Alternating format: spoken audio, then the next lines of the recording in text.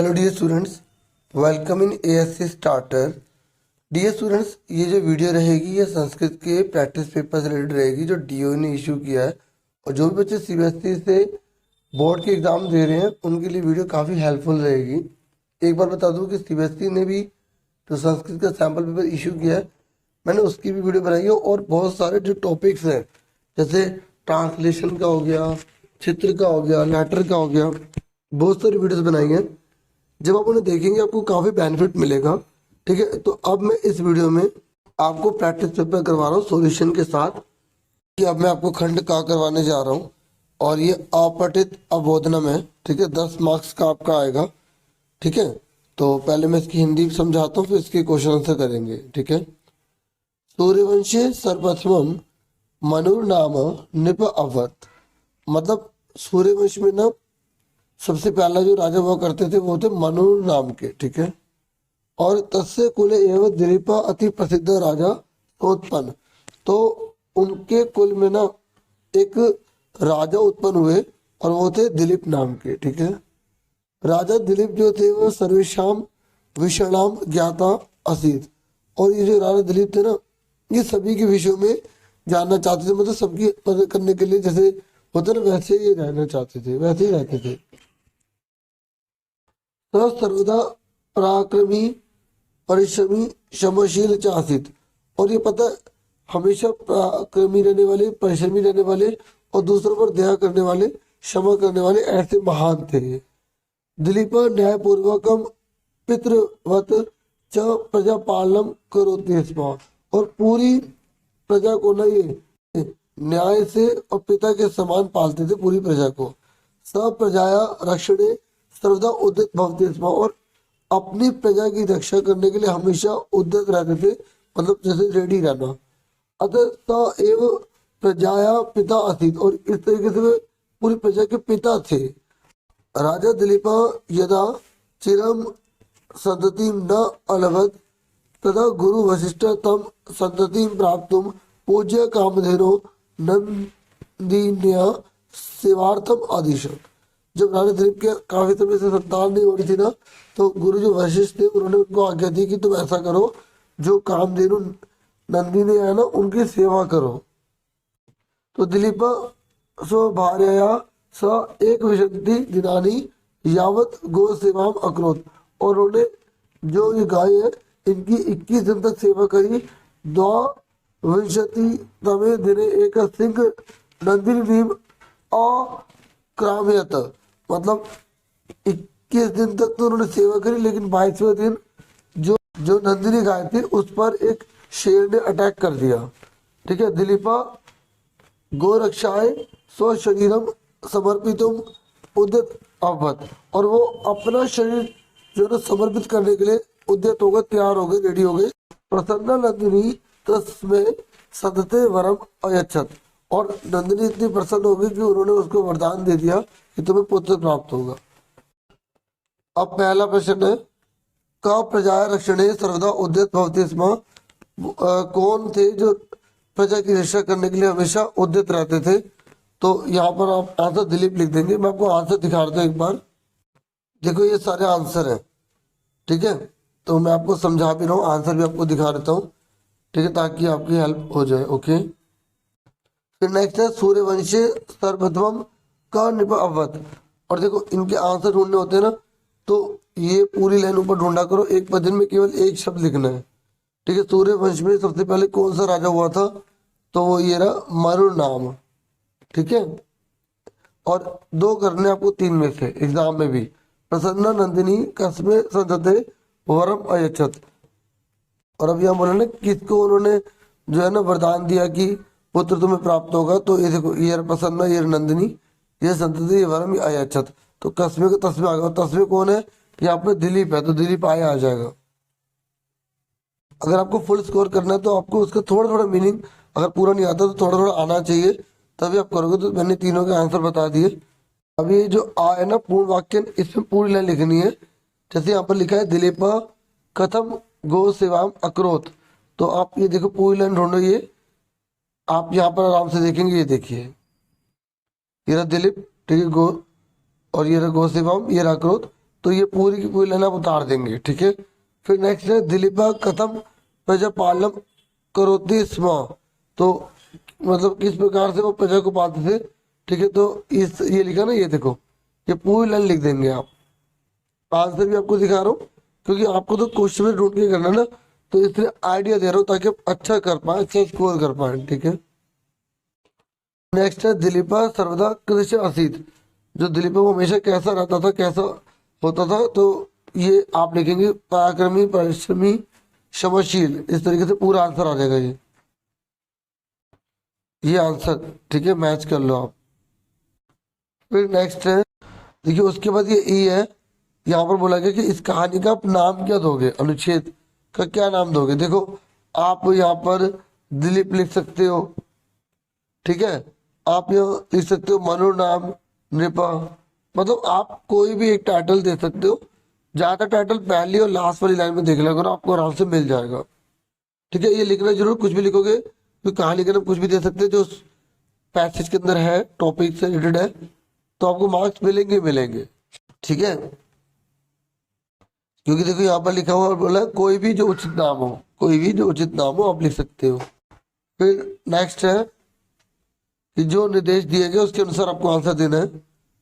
यहाँ बोला गया गुरु वशिष्ठ इति कर्तृपद से क्रियापदम किम, मतलब ये जो गुरु वशिष्ठ है इनमें क्रियापद कौन सा काम हो रहा है, तो ये हमें पूरी लाइन यहाँ देखनी पड़ेगी और उसमें पता लगाना पड़ेगा कि कौन सा काम हो रहा है। ये देखो ये लिखा गुरु वशिष्ठ, तो यहाँ पर इनमें से कौन सा है जो ऑप्शन में दे रखा है, तो ये लिखा आदिशत, तो यहाँ पर देखो लिखा हुआ है, आप ये लिखा, ये आंसर आ गया, ठीक है। फिर यहाँ बोला गया कि प्रसन्न नंदिनी, तो जो प्रसन्न नंदिनी है तो उसमें विशेषण बताना है, तो ये जो संज्ञा और सर्वनाम की विशेषता बताते हैं ना उसे बोलते हैं, तो ये आंसर आएगा ग, ठीक है। फिर बोला गया कि संतान का समानार्थक शब्द क्या है, मतलब सेम मीनिंग, संतति में आ जाएगा, और भक्षणे का विलोम शब्द क्या है, रक्षणे आ जाएगा, ठीक है, भक्षण में आने वाला, रक्षण रक्षा करने वाला। फिर हमारा खंड खा है, ये दूसरा, ये आपका लेटर है, मैं पढ़ देता हूँ कि तुम ना सोमरत्नो, और माता की जो तबीयत है वो खराब है, उनका स्वास्थ्य जो है वो ठीक नहीं है, तो तुम अपनी बहन से पूछ रहे हो, उनको पत्र लिख रहे हो अपनी बहन को कि माता कैसी है, और आपको पता लगा कि उनकी तबीयत खराब है, आप पत्र लिख रहे हो, तो यहाँ पर सबसे पहले क्या लिखेंगे, तो ये जो ऑप्शन दे रखे हैं इसको देख के लिखना पड़ता है, क्योंकि देखो आप लिख रहे हो तो इसका मतलब आप घर पर तो हो नहीं, आप कहाँ पर हो, आप हॉस्टल में हो, तो यहाँ पे छात्रा, ठीक है, वासत आ जाएगा यहाँ पर, ठीक है, तो पहले वाले में छात्रा वासत आ जाएगा। नेक्स्ट बोला गया शिमला नगर में आप रहते हो, दिनांक ये तारीख है, और समादरणीय जब हम किसी को नमस्ते करते हैं, ठीक है, तो किसको नमस्ते कर रहे हैं ये हमें देखना पड़ेगा। आपको पता ऊपर किसको पता लिख रहे हैं, भगिनी को, बहन को, तो यहाँ पर कहाँ लिखा है, ये देखिए लिखा, तो दूसरे में ये आंसर आ जाएगा, ठीक है। फिर नमो नमो नमस्ते कर रहे हैं, पत्रेण ज्ञातम या तो पूज्य माता, जब पत्र ज्ञात हो तो पता लगा जो उनकी माता है ना, ठीक है, डैश अस्ति, तो वो डैश है, मतलब क्या है, यहाँ देखो ये लिखा ज्वर पीड़ित, बीमारी का नाम लिखा ना, तो वो लिख देंगे, और ये लिख दिया, ये आएगा थर्ड में। फिर कह रहा अतः अहम अतीव डैश अस्मि, अब देखो जब माता के ज्वर के बारे में पता चलेगा तो वो क्या होगा, चिंतित होगा, तो चिंतित आ गया, ये चौथे में आ गया।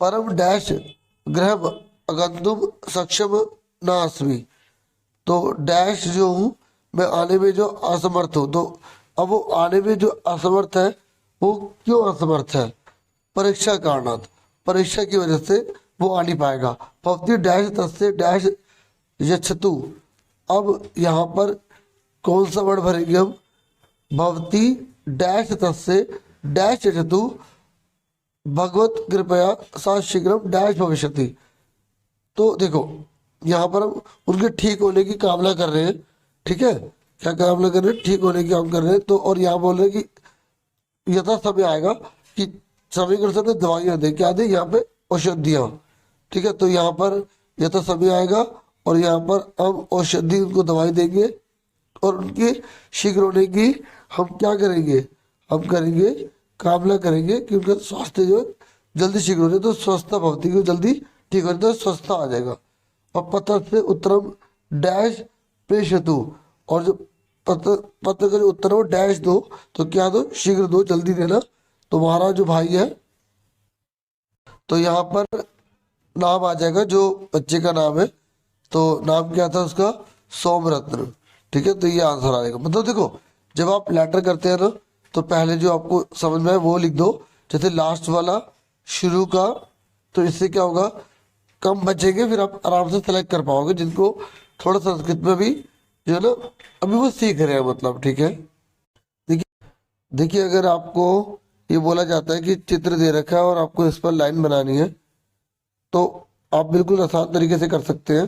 मैंने बहुत सारी वीडियोस भी बना रखी है। ठीक है, ये उसी के प्रकार के चित्र है। देखो बिल्कुल सिंपल लाइंस बनी हुई है, तो आप सिंपल सिंपल लाइंस बनाकर अच्छा स्कोर कर सकते हैं, देख लो। ठीक है, हाँ, अगर जैसे आप करेंगे हर बार एक ही यहाँ पर वर्ड यूज किया गया, आप अस्मिन चित्रे, इदम चित्रे, अत्र अनेका, इस तरीके से भी स्टार्ट कर सकते हैं। जो वीडियोस बना रखे वो देखोगे, बेनिफिट मिलेगा आपको। उसके बाद अगर आप ऊपर वाला नहीं करते तो नीचे वाला कर सकते हैं। ठीक है, और यहाँ पर ट्रांसलेशन है, मैंने ट्रांसलेशन से रिलेटेड वीडियो बना रखी है। ठीक है, अब इसके आंसर आपको दिखा देता हूँ, आप इसकी प्रैक्टिस कर लेना उसमें से। देखिए ये आंसर है ना, ये मैंने आपको पत्र बता दिया, चित्र आपको अपनी लाइन में अपने आप बनाकर लिखना होता है। ये अनुवाद है जो भी मैंने आपको दिखाया था ना, ये केवल दिखा रहा हूँ क्योंकि इसकी प्रैक्टिस आपको अच्छे से करनी होगी कि किसको क्या बोलते हैं, तो इसलिए आपको आंसर यहाँ दिखा रहा हूँ। ठीक है, अब उसके बाद हम बढ़ जाते हैं खंड गा पर। देखिए अब खंड गा है, और खंड गा में ना आपको उसके लिए पांचवा है, संधि और संधि विच्छेद करना है। तो यहाँ पर लिखा है तावद्वि भजे, तो आपको जो ग्रामर की बुक मिली होगी ना, उसी में से प्रैक्टिस करनी पड़ेगी आपको। सारी जो संधि विच्छेद के रूल होते हैं ना, वो सारे याद करने पड़ेंगे। ठीक है, कौन कौन सी गुण संधि वगैरह जितनी भी है, विसर्ग संधि वगैरह वगैरह, तो इसका आंसर मैं आपको बताता हूँ खाली। ठीक है, तो जैसे आप जो बच्चे प्रैक्टिस कर रहे हैं तो अपने आप करके फिर मैच कर लेंगे कि उनका कितने सही जाते हैं। तो इसका आंसर है तावत जमा विभजे। ठीक है, और ये लिखा ध्वनि जमा अस्थि, तो विसर्ग आया हुआ है तो ये जगह ध्वनिर अस्थि। ठीक है, अभी दिखा दो आंसर, ये मन जमा तू, तो मनस्तु हो जाएगा, आधा सा बन जाएगा यहाँ पर। और यहाँ पर ता जो है वो हलंत में है। ठीक है, तो ता थ द न, इस तरीके से होता है ना, तो ये जब हम इसको जोड़ेंगे तो स्या जमा में, तो ये ना में कन्वर्ट हो जाएगा, तो स्या आधा ना में आ जाएगा, स्यान में। फिर ये परेभय है, तो परेभय में, और ये साथ में सा भी है, तो ये जब हम इसको अलग करेंगे तो सा में विसर्ग लगा के अलग कर देंगे परेभय। ठीक है, ये देखो। ठीक है, मैं थोड़ी थोड़ी गाइडेंस आपको दे रहा हूँ। फिर ये ना समास विग्रह है। ठीक है, तो समास भी आपको ग्रामर की जो बुक है मिली है उससे करनी पड़ेगी प्रैक्टिस। तो ये लिखा वायुमंडलम, तो इसका आंसर आपको बताना पड़ेगा, तो इसका हो जाएगा आपका वायुमंडलम। और यहाँ पर यस से सा लिखा आ गया, बहुब्रीहि समास है, तो इसको हम जब जोड़ेंगे तो इसका आंसर हो जाएगा ये कृपा अर्द्र हृदया। और यहाँ पर पिक काक दो जने हैं। ठीक है, द्वंद समास है, तो यहाँ पर इसका आंसर आएगा ग। और जब ये अव्ययभाव समास होते हैं तो इसके लिए आपको देखो रूल है। अव्ययभाव समास में जैसे अगर संयम अनतिक्रम में लिखा आएगा तो अनतिक्रम का क्या बन जाता है, जो अनतिक्रम में आता है ना तो उसका बन जाता है यथा। अगर आपको याद हो जाएंगे ना सारे, समीपम का क्या हो जाता है, अनतिक्रम का क्या हो जाता है, तो आप इसके आंसर आराम से कर लेंगे। तो इसका आंसर क्या है। ठीक है, आपको ग्रामर के रूल से ही प्रैक्टिस होगी। अभी दिवस से है, तो यहाँ पर क्या आएगा, दिवस से गति लिखा है, तो यहाँ पर क्या आएगा, देव गति हो जाएगा। इसका आंसर होगा घ। अब एक बार आंसर देख लो। तो जैसे अगर आप सैंपल पेपर देख रहे हैं ना, जैसे आपको पता लग जाएगा कि आपको ग्रामर में क्या क्या करना है। अगला जो पार्ट है वो 7 क्वेश्चन का है, और यहाँ पर आपको प्रत्यय जो है ना, प्रत्यय वो अलग कर रहे हैं। जैसे यहाँ लिखा अवक्रता, तो इसमें जो ता लिखा है इसको जब हम अलग करते हैं तो इसका आंसर आएगा अवक्र जमा तल। ठीक है, और यहाँ पर देखो ये स्त्रीलिंग के लिए होता है डीप। तो जब हम इसकी बात करते हैं ना तो इसका जो है ई की मात्रा लग जाती है बड़ी वाली, स्त्रीलिंग में बदलते हैं ना इसको। तो इसका आंसर जो है वो आपका आएगा क। फिर यहाँ पर लिखा है महत्वम।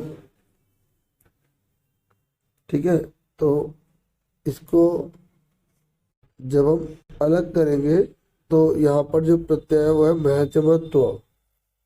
ठीक है, फिर यहाँ पर मुतूब दे रखा है, और जब हम मुतूब को जोड़ते हैं ना तो उसका जो आंसर है, मुतूब जब जोड़ते हैं तो वान बन जाता है, वान। बाकी सेंटेंस पे भी डिपेंड करता है कि वो स्त्रीलिंग है या पुल्लिंग है। तो यहाँ पर धैर्यवान आएगा। फिर यहाँ वेद जब ठक है तो इसमें जो है वैदिक हो जाएगा। ठीक है, ध्यान से। अब एक बार आप यहाँ पर आंसर मैच कर सकते हैं। 8वां क्वेश्चन है, वाच्य अनुसार आपको उचित पद को भरना है। तो ये संवाद है, इसको पूरा करना है। ठीक है, तो इसकी प्रैक्टिस आपको वाच्य जो रचना है उसमें से करनी पड़ेगी। ठीक है, तो यहाँ पर मैं इसके आंसर आपको बता देता हूँ। कविता कह रही है हे वंजे डैश किम क्रियते, तो यहाँ पर आएगा तव्य। ओके, अब यहाँ पर जैसे वंजा जो है वो फिर कह रहे हैं कि हे कविता डैश जलम आनियामी, यहाँ देखो मी लिखा हुआ है। तो आपको ना इसके लिए धातु रूप और शब्द रूप भी अच्छे से आने चाहिए, तभी आप इसे और अच्छे से कर पाएंगे। तो मी है तो अहम यहाँ पे लगाया जाएगा। ठीक है, और ऐसे इसका जो आंसर है, जो थर्ड वाला है, थर्ड वाले के आंसर में यहाँ पर आएगा प्रदर्शनी। और ये जो फोर्थ है वंजा वाला, तो यहाँ पर इसमें आंसर जो है वो आपका आएगा दृष्टि ज्ञानी।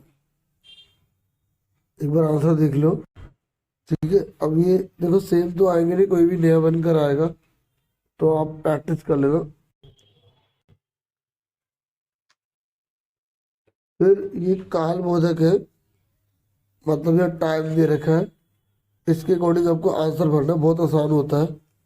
अगर 15 लिखा है ना यहाँ पर तो आप लिखेंगे सपाद, फिर आप लिख देंगे चतुर्वादनम, मतलब जो टाइम दे रखा है उसके अनुसार आप लिख देंगे। जैसे 4 है तो चतुर, 5 है तो पंच, इस तरीके से भी आंसर दिखाता हूँ, पहले से समझ लो।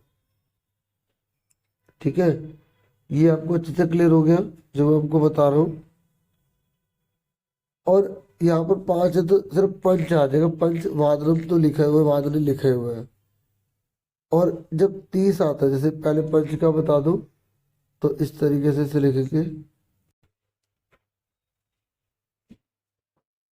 और ये 30 है, 30 तो यहाँ पर आएगा सार्ध। ठीक है, जब भी 30 आ जाता है सार्ध लिखना पड़ता है। और यहाँ पर 45 लिखा है तो इसको पादोन लिखना पड़ेगा, पादोन। ठीक है, और यहाँ पर भी जैसे हिंदी में बोलते हैं ना, इसको क्या बोलेंगे हिंदी में हम, 6:45 बोलेंगे, तो इसको हम लिखेंगे पादोन सप्तवादनम। वादने लिखा है तो वादने, पादोन सप्तवादने। ऐसी यहाँ पर लिखा 9:45, तो पादोन 10 वादने। आप अपने आप लिखकर आंसर मैच कर लेना। ये देखिए, देखिए नेक्स्ट क्वेश्चन है, अव्यय पद आपको भरना है। तो अव्यय पद इनमें से भरना है आपको।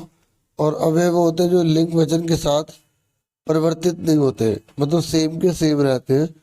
तो पहले में राम लक्ष्मण भरत शत्रुघ्न डैश भ्रातरा संति, ये डैश जो है भाई है। तो ये क्या है, देखो यहाँ पर जब हम बोलते हैं राम मोहन सोहन और लक्ष्मण, तो लास्ट वाले से पहले और लगाते हैं ना, तो संस्कृत में और बाद में लगा जाता है। ठीक है, तो यहाँ पर आएगा चा। ठीक है, और यहाँ पर बोला डैश प्रधानाचार्य कक्षा प्रविशति, तो जो पढ़ाना चाह रहा है वो कक्षा में मतलब अंदर एंट्री लेते हैं तो अचानक, तो यहाँ सहसा आएगा। सेकंड में क्या आएगा, सहसा। फिर डैश मम पिता हैदराबाद आगच्छत, मतलब मेरे जो पिताजी हैं वो हैदराबाद गए थे। तो ये आ लिखा हुआ है भूतकाल है, तो कल मतलब पहले वाला कल जो बीता हुआ है, तो यहाँ पे हाई आ जाएगा। फिर सूर्योदय डैश भवती, तो यहाँ क्वेश्चन मार्क है, तो क्वेश्चन वाला आएगा कदा, कि सूर्योदय जो है वो कब होता है। ये आंसर आ गए। देखिए अब ये जो है ना ये अशुद्ध है, इन्हें शुद्ध करना है। तो जैसे एक वचन है, द्विवचन है, बहुवचन है, प्रथम पुरुष है, मध्यम पुरुष है, उत्तम पुरुष है, और उसके अनुसार आपको देखना है। जैसे यूयम है तो यूयम के साथ लिखंती तो आएगा नहीं, ठीक है। जैसे तुम सब, तो इसके साथ क्या आएगा, लिखता आएगा, तो इसका आंसर ये आ जाएगा, ठीक है। और शांता, तो इसके अकॉर्डिंग सेंटेंस बनाना है, तो कौन सा कारक है उसके अनुसार आपको भरना है, ठीक है। तो शांता का यहाँ पर जब हम देखेंगे तो ये आंसर आएगा शांतम। और ता बालिका जलम पीबती, ठीक है। यहाँ पर जो बालिका जो जल पी रही है ना वो एक ही है, तो यहाँ पर क्या आएगा, सा। और अद्य सोमवार अस्ति, आज सोमवार है तो कल मंगलवार होगा, है ना। तो भविष्य काल है, तो भविष्य काल भविष्यति आ जाएगा, ठीक है। इस तरीके से करना होता है। अब देखो जो खंड घा है ना, ये आपकी किताब में से है। आपने चैप्टर पढ़ा है तो एक पद में एक वर्ड लिख रहे हैं, पूर्ण वाक्य में पूर्ण लिख रहे हैं। तो ये मैं आपको सिर्फ क्वेश्चन पेपर में दिखा रहा हूँ, आप प्रैक्टिस इसकी कर लेना। आंसर आपको इसके हाथों हाथ साथ के साथ दिखा देता हूँ, ठीक है। फिर पहले आप कर लेना, फिर मैच कर लेना कि आपके कितने आंसर सही निकलते हैं, ठीक है। देखिए जो अभी करवाया था वो ये है, ठीक है। और ये पठित के सारे आंसर।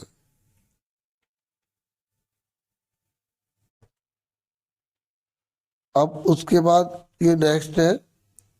देखो आपका जो पेपर आएगा ना, एक तो जो आपने चैप्टर की कहानियां पढ़ी है तो उसमें पैसेज आएगी, और फिर आपको इसके आंसर देने होंगे।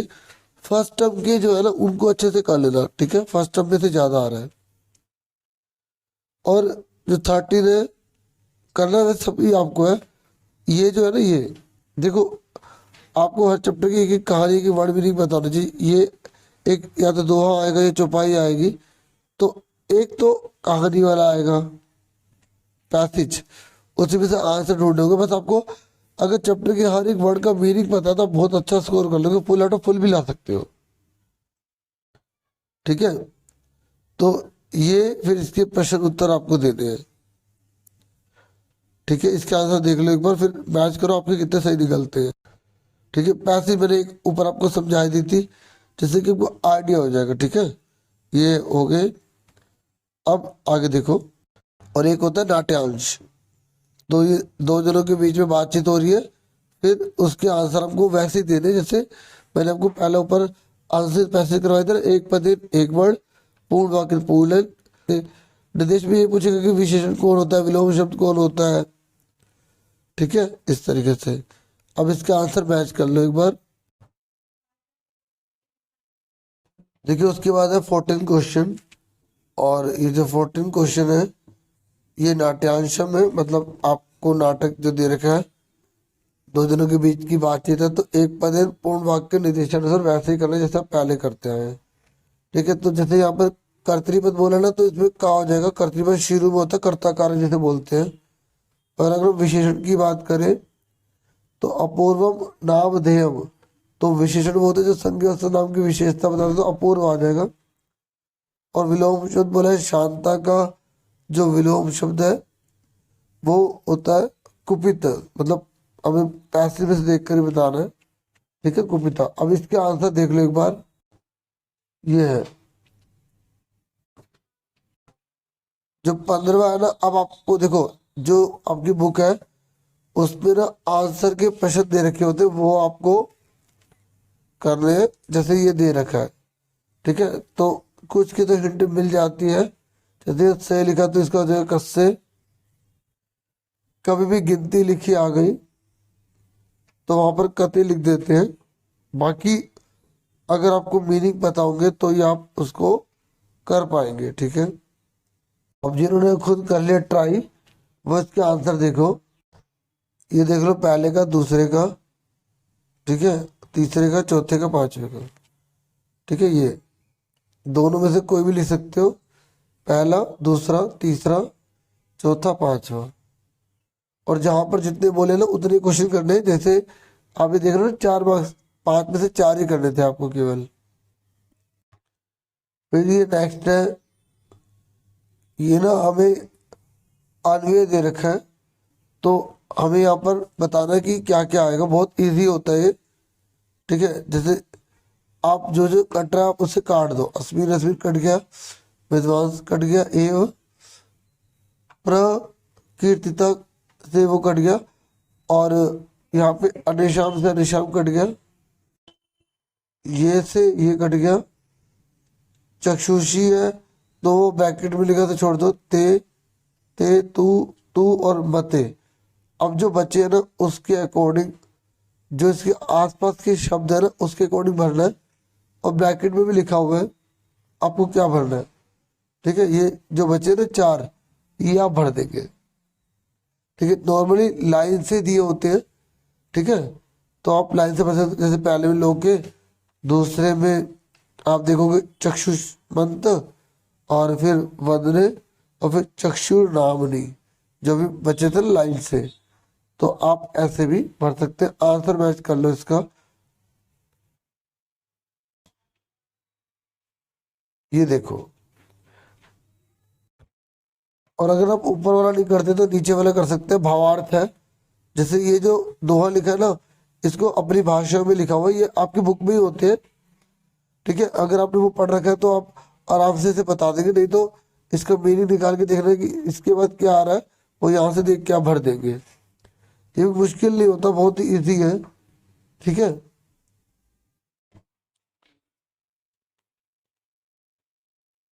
फिर 17वें नंबर पर आपकी एक कहानी लिखी आएगी। इस तरीके से लाइन में उल्टी सीधी कहानी होगी, इसको सीधी करके आपको लिखना होगा। ये व्याघ्र वाली जो कहानी है ना, उसी में से ली गई है, ठीक है। तो ये क्वेश्चन है, इसका आंसर दिखा रहा हूँ, आप पहले खुद ट्राई करना चैप्टर पढ़ने के बाद, फिर मैच कर लेना, ठीक है। ये आंसर है। जो 18 नंबर है, 18 नंबर में देखो, जो 18 है ना, तो यहाँ पर आप देखेंगे पूरी एक स्टेटमेंट दे रखी है, और आपसे ना पूछेगा कि जैसे लिखा सूर्य इति अर्थे किम पदम अस्ति। तो यहाँ जो सूर्य है ना, यहाँ पर कौन सा चीज यूज हुई है उसके लिए,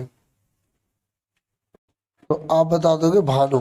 सूर्य को भानु भी कहते हैं ना, इस तरीके से। ऐसे यहाँ लिखा परित्य जय, तो इसका क्या मतलब है इन चारों में से, तो इसका जो मतलब है ना यहाँ पर है परशुराम से। और यहाँ गर्दवी आपकी बुक में से ही है, तो यहाँ पर कौन है, ये खरा। और यहाँ लिखा संतत है, यहाँ पर संतता कौन है, तो ये है आपका अपत्यानी। तो देखो मैंने आपको पेपर बता दी कैसा आएगा, ठीक है। थोड़ी बहुत आपकी हेल्प करने की कोशिश की है। तो बस वीडियो में इतना ही था। Thank you for watching and listening carefully. Take care, साल डियर स्टूडेंट्स।